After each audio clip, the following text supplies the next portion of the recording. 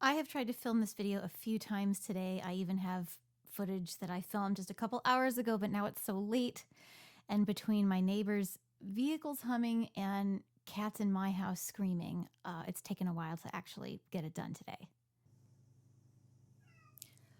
The day that I'm filming this video is March 15th, 2021, and it marks 1 year from the day that I stepped off of a cruise ship in Fort Lauderdale, Florida, and I flew home to Nashville on an airline ticket that I had purchased only 24 hours in advance. I don't think I've ever purchased an airline ticket 24 hours in advance. I was on a cruise gig. I was playing dueling pianos, playing piano and singing, and I was supposed to be there for about 6 weeks. I was supposed to get off of the ship in Argentina. I had never been to South America. I was really excited about this contract. It was with a friend of mine and everything was going well. And then on March 14th, the entertainment director came up to me and said, "Rachel, you need to get off the ship tomorrow. The cruise is canceled and you need to book your own flight and you need to go home." This video is going to talk about my experience of how I almost got trapped on a cruise ship during the pandemic.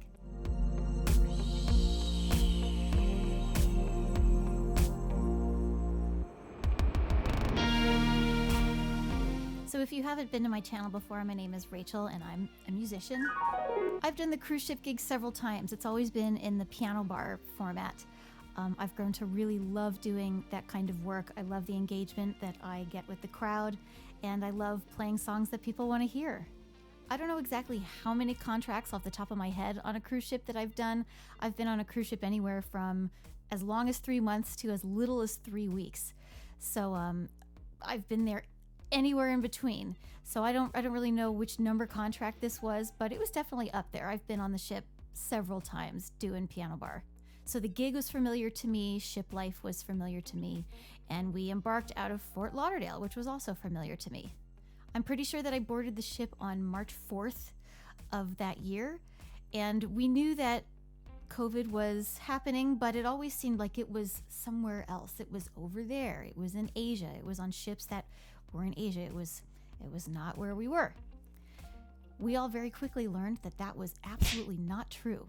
I will say though, if there had been COVID on that ship, we would have known, because I was only there from the 4th until the 15th, and that was one long cruise. If you know anything about cruising or cruise ships, the longer the cruise usually means the older the average age.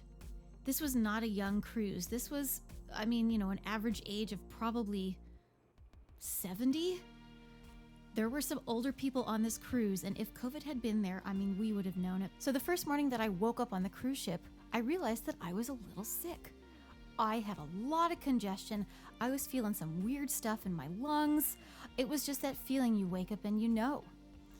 And I started to get a little curious. Like I've said, I've done several cruise ship gigs, and I'm very, very familiar, all too familiar with cruise cold, often called cruise cough. The air is so recycled.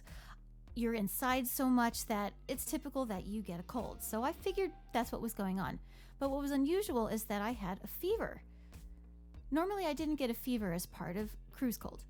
I'm not going to wait till the end of the video to let you know that I did not have COVID. I tested negative for antibodies a couple weeks later, so it was just a very suspicious cold that I had. Suspicious timing too. Around March 12th or 13th, emails start coming out to us entertainers that say if, and that was a big if the cruise was going to get canceled, we were still going to get paid for several weeks more, and we didn't really have to worry about it. And everybody really thought that that wasn't likely. I have a feeling that email came out because higher-ups were thinking, that's not likely. And then on March 14th, the entertainment director on the ship came up to me. I was in a duo with a friend, but he was already scheduled to leave on the 15th. I was supposed to stay on for several more weeks with a different duo partner. The entertainment director came up to me and he said, "Rachel, the cruise is getting canceled. You need to get off the ship tomorrow. You need to book your own flight and you need to get out of here because this ship may not be stopping." It was not clear which countries or islands in the Caribbean were going to allow ships to stop even for fuel or to stock up on food. So it was kind of an ominous projection that it was unknown when the ship was going to stop next. So I was very, very encouraged to get off the next day. Now, I was encouraged from off the ship by an off-ship agent that I needed to stay on because they hadn't been able to book my flight yet. and I just needed to stay put. Now, for a few minutes, that sounded really awesome because it meant no guests. If you're a guest on a ship that I have met, I love you. I just mean that it was going to be this really unique experience, that there was going to be literally no one on the ship except some crew members who didn't get off. And I was kind of excited about that experience. But after those few minutes passed, it really weighed on me that I didn't know when the ship was going to stop. I didn't know if I was going to be able to get off in a country and fly home from their airport. There were a lot of unknowns.